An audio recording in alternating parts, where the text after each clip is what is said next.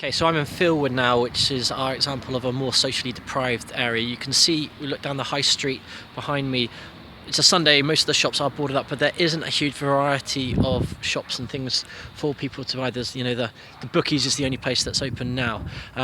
That building behind me there is quite derelict, run down. Across over this side, yes, there is a little park, but that's the sort of the community hall, and the far side of it has been vandalised, put into sort of out of order.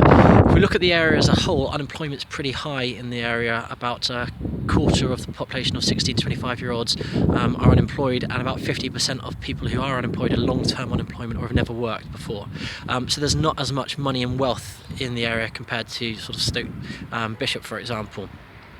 That sort of translates into a few problems in terms of the community in the area not having as much wealth to invest in improving it, making it better. A lot of these houses were built in the 1940s and 30s, a replacement sort of slum housing and houses that were bombed during the war. And these aren't great quality houses. The installation's pretty poor, and they don't have their own sort of outside space gardens, and really that sort of quality of housing isn't great. It lowers the quality of life for the people. In addition, the results in schools aren't as good. Most GCSE results are under 40% pass rate, which is quite low, about 36.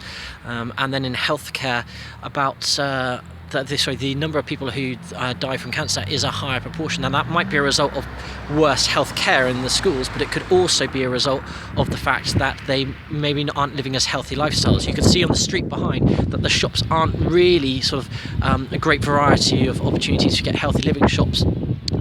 So this is a big problem for a lot of the local community in this area. We've got high unemployment, we haven't got access to shops and services, especially sort of the connections transport-wise are really poor comparison here to other places. You've got no major roads either.